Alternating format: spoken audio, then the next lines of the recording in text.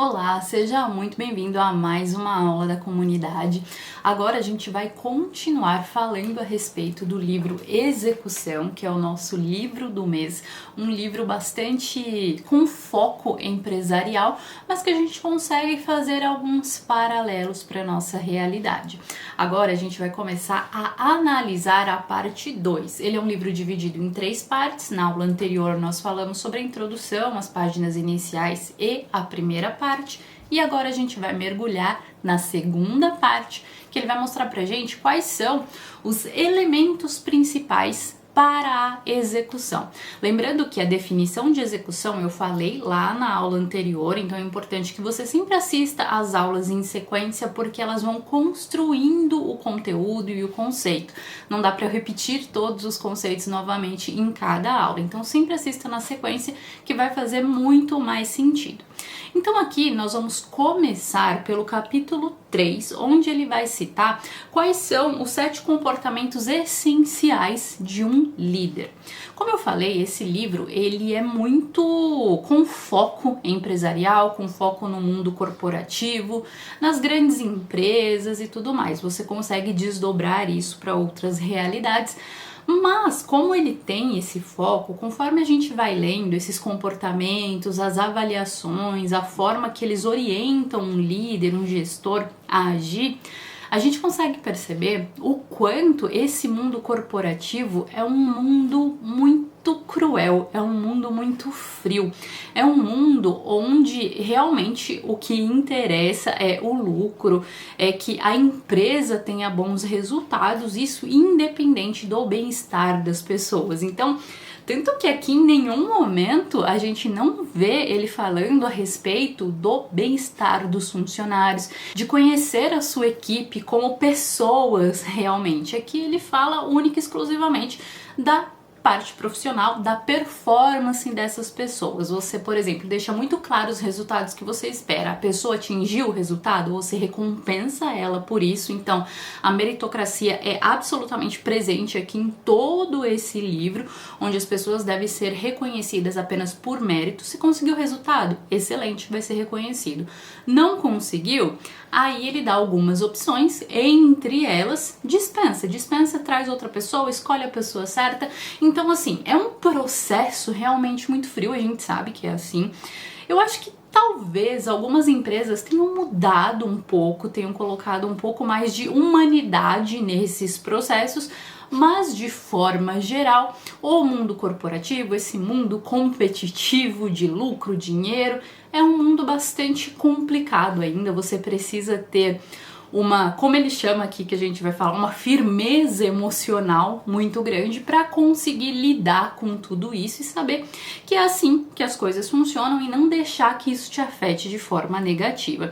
Eu passei toda a minha carreira profissional dentro do mundo corporativo, foram mais de 10 anos dentro desse mundo corporativo, e eu precisei passar por isso, ver tudo isso acontecendo muito de perto, do lado de dentro de toda essa realidade, para entender que isso definitivamente não é para mim, não era algo que eu me sentia feliz em fazer parte. Então, decidi encerrar o meu ciclo dentro do mundo corporativo e hoje tenho absoluta certeza de que não é um mundo para mim. Mas enfim, tem muitas pessoas que vivem isso, que gostam desse ambiente, que gostam dessa rotina. É só importante que você aprenda a lidar com ele para não deixar que toda essa realidade te faça mal. Então, ele começa o capítulo 3 falando sobre os comportamentos que são esperados de um líder, para que ele extraia os melhores resultados da sua equipe.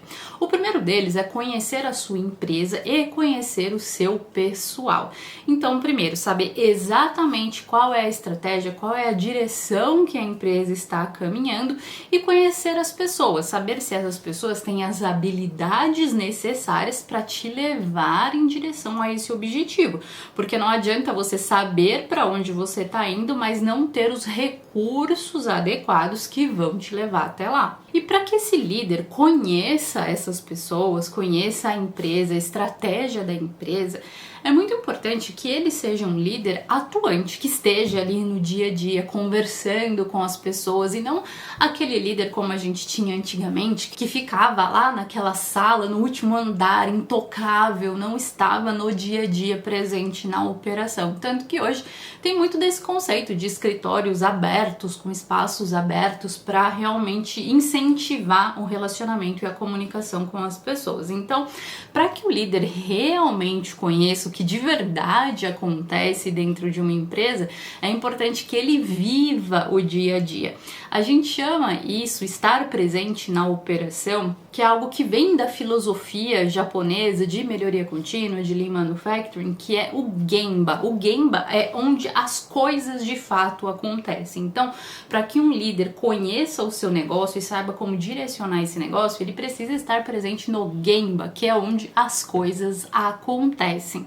Além disso, o líder precisa ter uma comunicação muito transparente, muito direta com as pessoas. Quanto mais transparente e objetivo ele for, melhores serão os resultados que ele vai obter. O segundo comportamento é conhecer realmente a realidade da empresa, que é insistir no realismo, como ele está chamando aqui. Porque muitas empresas, líderes, negócios, enfim, tendem a mascarar um pouco a realidade, não viver aquela realidade em si, realidade de performance, de resultados, de pessoas. Isso talvez para se colocar em uma zona de conforto, não encarar a realidade, porque às vezes ela não é tão boa quanto a gente pode imaginar. Então, um bom líder precisa não ter medo da realidade e encará-la independente do que for. Se for algo positivo ou negativo, ele precisa encarar essa realidade. Até porque para alcançar as metas da empresa, os objetivos da empresa, ele precisa saber onde ele está. Você precisa saber onde você está para entender quais recursos serão necessários para te levar até onde você deseja ir. E aqui é um paralelo para a nossa vida, de forma muito direta e objetiva. Você precisa saber exatamente onde você está, não adianta querer mascarar essa realidade, criar uma realidade ilusória, não adianta querer fazer isso porque você não vai ter resultados. Você precisa ter uma foto muito nua e crua da sua realidade, de onde você está hoje e de onde você quer chegar, para que você consiga traçar todos os planos e as ações necessárias para te levar em direção a esse objetivo. Então, tanto como para uma empresa ou para sua vida pessoal, a realidade, ela vai ter o mesmo papel de você entender essa realidade sem tentar mascarar e se enganar, criar uma ilusão, para você definir exatamente quais passos serão necessários para te levar lá na frente até o seu objetivo. O terceiro passo também, a gente consegue fazer o paralelo de vida empresarial corporativa para a vida pessoal, que é estabelecer as metas e as prioridades de forma muito clara, muito objetiva. Meta precisa ter número, não é, eu quero... Minha meta, por exemplo, para a empresa é melhorar a minha produtividade para o ano que vem. Tá, mas enquanto? Quando? Qual é o plano exatamente? Precisa ser muito direto, muito objetivo. Ou na sua vida pessoal, o ano que vem eu quero economizar dinheiro. Tá, é uma meta muito aberta, você precisa colocar, eu quero economizar R$1.000 todos os meses para que no final de 12 meses eu tenha uma poupança acumulada de R$12.000. Tem que ser muito direto, muito objetivo, porque só assim você vai conseguir caminhar nessa direção. Senão fica muito aberto, não fica meio solto, sabe? Você tem uma leve impressão de onde você quer ir, mas não tá tão assertivo assim. Então essas metas, elas precisam ser muito claras e não adianta você fazer um monte de meta, precisa haver prioridades. Tanto que ele coloca aqui a palavra prioridades. Na verdade, uma prioridade, ela é prioridade, não existem prioridades. A prioridade é a prioridade que vai ficar ali em primeiro lugar é uma, e você vai colocar em uma escala do mais importante para o menos importante. Então, estabeleça ali no seu top de prioridades, no máximo umas 3 prioridades. A primeira, que é mais importante, depois a segunda e a terceira. Porque se você criar uma lista enorme de metas e de objetivos, você vai ficar caminhando para todos os lados e não vai colocar esforço em desenvolver nada efetivamente. Dentro de uma empresa é exatamente assim, na sua vida pessoal também. Se você criar muitos objetivos, abrir um leque muito grande de esforço, você vai dividir a sua energia entre tudo isso e você não vai acabar conseguindo resultados em nenhuma área específica. Então, é muito importante que você consiga definir algumas poucas áreas foco e colocar todo o seu esforço em conseguir esses objetivos. E aí, isso precisa ficar muito claro para você, o que você busca, como você vai alcançar esse objetivo. E quando a gente vem falar do seu papel como um líder, também, você precisa comunicar isso com muita transparência para as pessoas que estão trabalhando com você e ter certeza, sobretudo, que elas entenderam o que você está falando. Porque muitas vezes a nossa comunicação para nós é muito clara, mas não necessariamente vai ser clara para quem ouve. Então é muito importante você se certificar de que as pessoas entenderam exatamente o que você falou, seja pedindo para que ela repita, para que ela te explique o que você acabou de dizer, mas quando a gente passa, a gente comunica informações que são muito importantes, é necessário que você garanta que a outra pessoa entendeu o que você quis dizer, porque nem sempre isso acontece, viu? Acontece muito essas falhas de comunicação, você achar que foi claro, mas a outra pessoa, por uma divergência de, não sei, de experiência, de contexto, de vivência, entendeu de uma forma diferente. Então a gente não é apenas responsável por aquilo que a gente fala, mas por aquilo que o outro entende também. Então, para esses pontos muito importantes, tenha certeza que os seus espectadores entenderam aquilo que você está falando. Um quarto ponto que é fundamental, muito na nossa vida pessoal, viu? Óbvio que isso acontece nas empresas também, mas na nossa vida pessoal também é muito cotidiano, que é conclua tudo aquilo que você planejou e que você começou.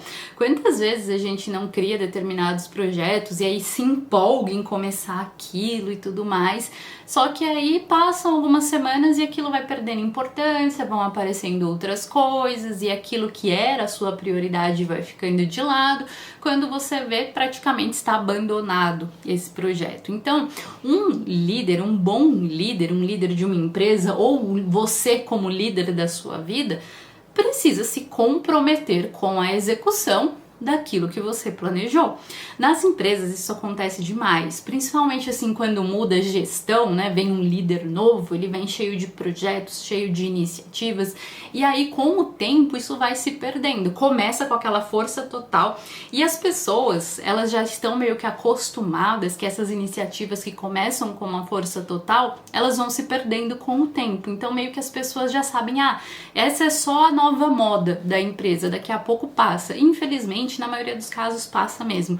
Vem uma gestão nova, vem uma prioridade nova e todo aquele esforço que você colocou é praticamente perdido, é deixado de lado. E na nossa vida pessoal é a mesma coisa. Se você não se policiar para acompanhar, para se comprometer com aquilo que você deseja realizar, você vai deixando de lado sim. Uma coisa muito simples é o hábito da leitura. Se você não se comprometer no início a ter a disciplina necessária para criar esse hábito, ele vai se perder. Você vai começar super empolgado, comprando um monte de livros novos, que comprar livro é muito gostoso, aí você vai começar a ler, leu as primeiras páginas e vai abandonando. Se você não tiver o comprometimento, o compromisso com você no início, para que esse hábito seja criado, acontece exatamente a mesma coisa na nossa vida pessoal, como acontece nas empresas. E aí aqui o próximo item, que é o quinto comportamento, que é recompensar quem faz. Então aqui a gente tem a política da meritocracia dentro das empresas, de recompensar o desempenho das pessoas, o resultado das pessoas a partir de metas financeiras, de bônus, de incentivos. Então aqui é a meritocracia total, falando de como esse sistema funciona. E óbvio que essa questão de recompensas, ela atua muito para te incentivar, certamente, a te incentivar a melhorar, te incentivar a alcançar determinados objetivos para ganhar aquela recompensa. E esse processo de recompensa, ele funciona muito no processo de formação de hábitos. Se você já assistiu o primeiro módulo todo do método Leitor 360, lá a gente fala sobre o processo de criação de hábitos. E uma das formas é criar pequenas recompensas para te manter com o incentivo necessário para construir um novo hábito. Então isso funciona desde coisas simples, como criar um hábito tanto de ler, praticar esportes, enfim, como nas grandes empresas, para alcançar objetivos. Então a performance, o desempenho das pessoas devem ser recompensadas de acordo com os resultados que ela traz. Porque não tem nada que desanima mais uma pessoa em ela saber que ela entrega grandes resultados, que ela trabalha muito, que ela se esforça, e o outro coleguinha que trabalha junto com ela, talvez na mesma equipe, entrega muito menos, faz o mínimo necessário para não ser demitido, mas quando chega lá no final do ano, os dois têm reajustes salariais iguais, os dois recebem bônus iguais. Então isso causa um sentimento de injustiça nessa pessoa que trabalhou mais, que se esforçou mais na equipe ao longo do ano. Então aqui o autor fala muito pra gente de que é necessário estabelecer formas de reconhecer as pessoas, de recompensar as pessoas a partir dos resultados que ela entrega. O próximo comportamento essencial para um líder é ampliar as habilidades das pessoas a partir da orientação, ou seja, realmente estar presente no dia a dia e participar do processo, repassar todo o seu conhecimento, a sua experiência para a formação dessas pessoas, desses profissionais, desses futuros líderes. Isso é algo que parece muito claro, muito óbvio que seja feito, mas infelizmente não é. Dentro das empresas, das grandes corporações, o que mais tem são líderes que são extremamente egoístas e têm medo de perder a sua hegemonia ali, o seu poder, a sua importância, e não repassam informações para aqueles que estão chegando, porque eles têm medo de perder o seu lugar. Então eles tendem a segurar muitas informações com medo de ameaças e algumas coisas assim, de que a sua posição possa estar em risco. Infelizmente isso acontece bastante, mas a gente entende que um bom líder, um líder que tem confiança no seu trabalho, no seu potencial, vai agir de forma totalmente oposta, vai sentir orgulho de passar todas essas informações, esse conhecimento, e de saber que está deixando, que está construindo realmente um legado dentro da empresa, dentro da equipe, ou que seja na vida daquela pessoa, que de fato você está fazendo diferença na vida de alguém. Então isso é muito prazeroso para aqueles líderes que já são mais experientes, já têm uma certa maturidade, não precisam ter medo de colocar a sua posição em risco. Eles confiam bastante no seu potencial, na sua entrega, no seu trabalho. E por fim, a gente chega no 7º comportamento, que é conheça a si próprio. Isso nada mais é do que o autoconhecimento, e aqui ele traz pra gente muitas questões de inteligência emocional, de entender como você lida com as situações, como você recebe críticas, se você está aberto a receber informações e feedbacks, seja eles quais forem, pensando no resultado da empresa e não levar para o seu ponto de vista pessoal. Então o autoconhecimento, entender como você reage a cada situação é extremamente importante para que o líder desempenhe um bom trabalho. Mas eu vou te dizer que isso é outra característica extremamente difícil. Eu conheci pouquíssimas pessoas que não levavam esses feedbacks para o lado pessoal. A grande maioria dos líderes tem uma questão de ego bastante inflado e que tem um pouco de dificuldade de lidar com esse tipo de situação no dia a dia, não tem uma gestão e um controle emocional bastante desenvolvido, diria assim, mas isso é muito importante realmente para a qualidade do trabalho.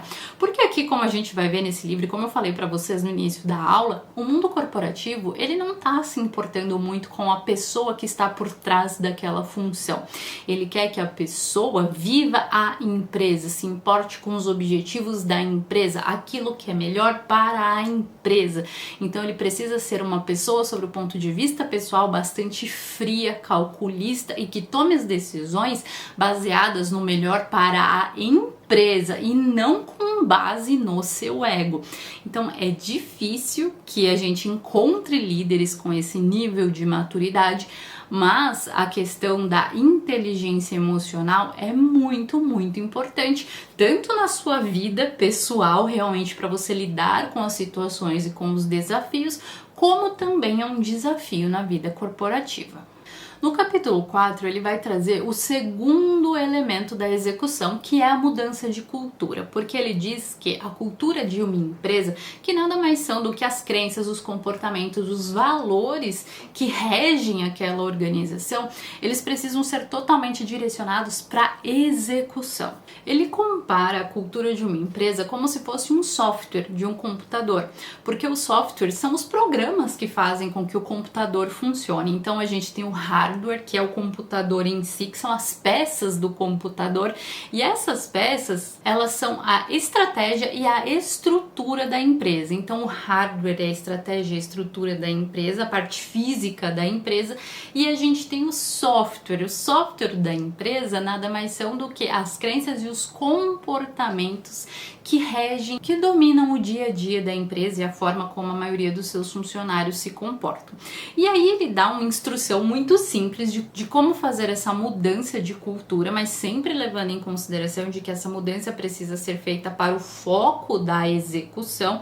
Então ele passa 3 passos muito simples, muito diretos, e como eu falei para vocês, muito frio e calculista, que são: o primeiro passo, você precisa ter a clareza da comunicação e a clareza da estratégia, e comunicar isso muito claramente para as pessoas. Quais resultados você espera de cada uma dessas pessoas? Qual resultado você quer que ela gere para a sua empresa? Comunicar isso de forma muito clara, muito direta, muito objetiva, para que não reste dúvidas.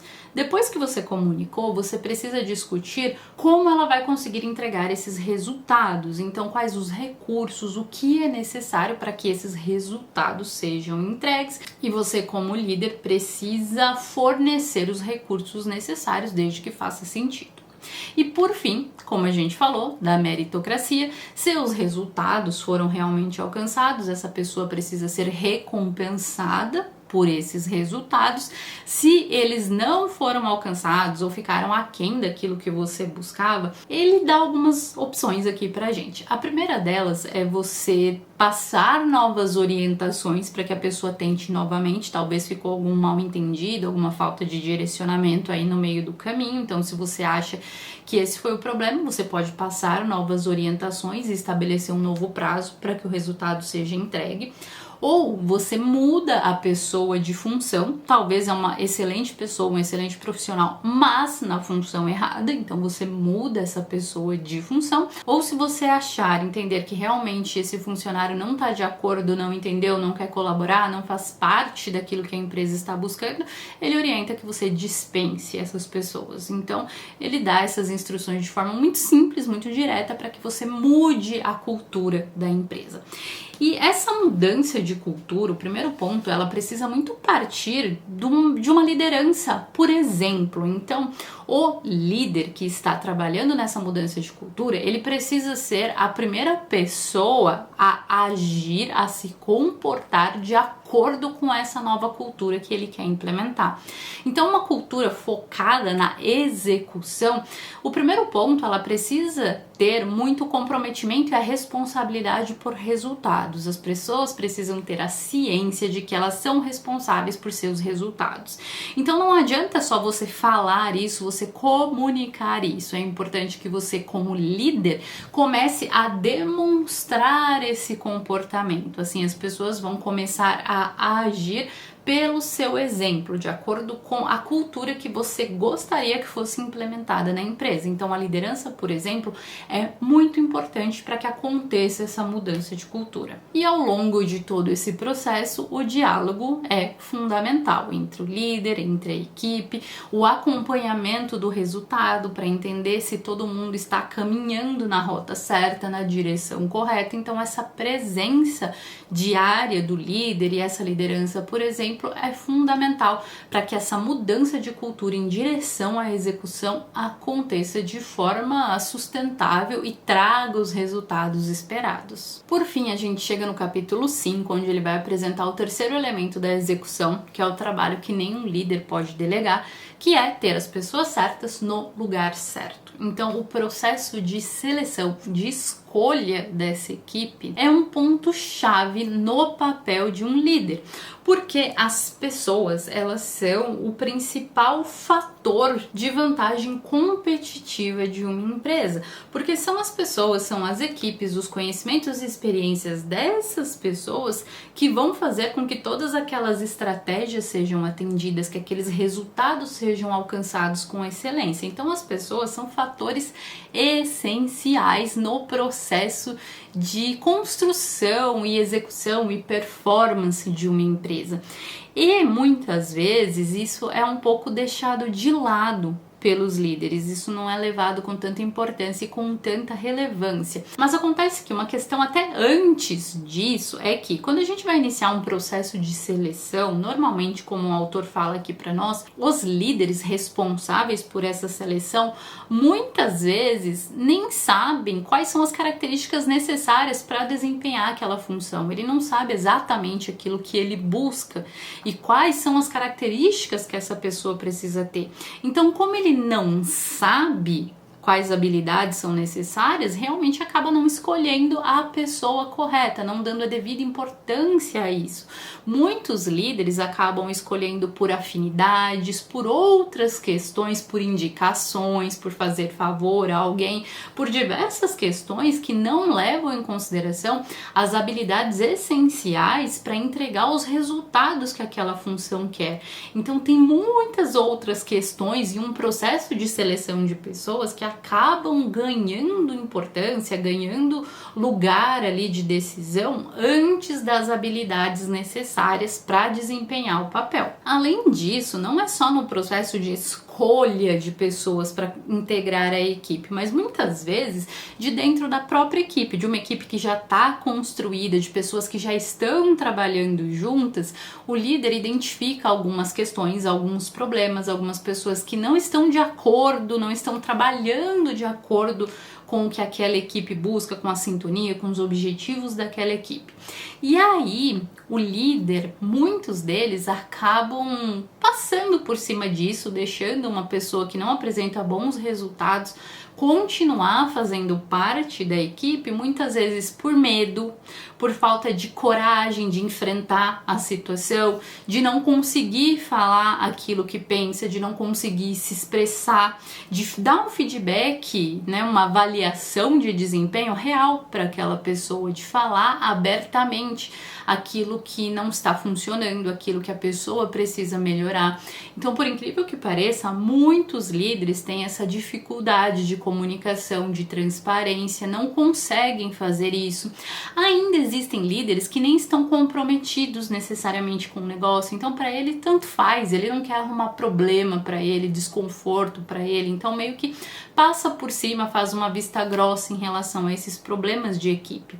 E esses problemas são tão grandes, sabe? Porque contamina a equipe. Quando você tem uma pessoa ali no meio que não tá afim, uma pessoa que só reclama, que fala mal, não trabalha direito, isso acaba contaminando com uma facilidade muito grande as pessoas da equipe. Coisas negativas se disseminam com uma facilidade imensa. E tem muitos líderes que preferem passar por cima disso e não olhar de fato para o que está acontecendo. E isso é encoberto pelo que a gente falou lá na aula anterior. Quando as empresas estão com resultados bons, bom faturamento, problemas de execução eles são encobertos pelo faturamento, pelo dinheiro, pelos bons resultados. E aí, quando esse cenário muda, esses problemas começam a se destacar. Aí fica um pouco mais difícil você passar por cima disso, fazer de conta que não tá vendo. Aí os líderes vão precisar tomar alguma atitude, ou quando o próprio líder ali da equipe não toma uma atitude, o líder dele acaba tomando e acaba sobrando para ele nesses casos. E o autor aqui também passa pra gente algumas características que ele diz que são importantes que você avalie no processo de seleção das pessoas. Tem algumas coisas que ele avalia, que ele acha muito importante, muito relevantes para fazer a escolha da pessoa certa. Então a primeira delas é a energia que esse candidato te passa. Esse candidato ele te passa uma energia vibrante de execução, de entusiasmo, ou aquela pessoa apagada, desanimada, que não tem força nem para falar? Porque ele vai passar isso depois lá no trabalho dele, na rotina dele. Então é importante que essas pessoas tenham energia para contagiar as pessoas à sua volta. Então esse é um fator que o autor fala pra gente que ele costuma avaliar na seleção de pessoas. E quando você está contratando alguém de fora e tal, é um pouco difícil você conseguir fazer algumas avaliações, porque ali você tá numa entrevista só, a pessoa pode ser muito boa em falar, em te contar a história, mas a execução dela é totalmente diferente. É um bom vendedor, é um bom marqueteiro de si próprio, então a pessoa se vende muito bem, mas a execução dela deixa muito a desejar. E em uma entrevista é difícil você identificar tudo isso, porque é só uma conversa, um bate-papo, você não viveu a situação ali, o processo do dia a dia com essas pessoas. Então o autor fala pra gente que para ele é fundamental ter referências das pessoas. Então ele costuma realmente ligar para as referências, ligar para a antiga empresa, para o antigo chefe, para as pessoas que trabalharam juntos, enfim. Ele costuma realmente fazer isso para entender como era o comportamento dessa pessoa ali no campo de ação, como é que funcionava, como é que é o comportamento dessa pessoa no dia a dia, trabalhando diante dos problemas. Isso é uma forma realmente de você conhecer um pouco mais, porque na entrevista fica um tanto quanto difícil.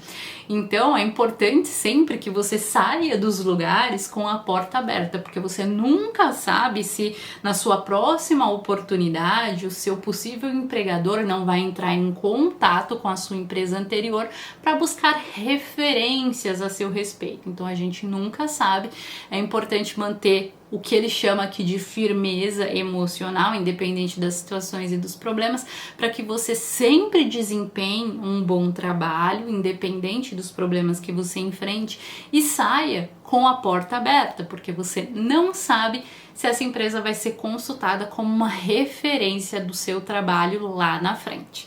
Então aqui, nessa segunda parte, ele fala para nós a respeito desses 3 elementos principais para o processo de execução, e a gente ainda tem mais uma parte antes de encerrar o livro, que nós vamos conhecer os 3 processos chaves da execução. Então vem comigo para a próxima aula, que ainda temos muita execução para falar a respeito.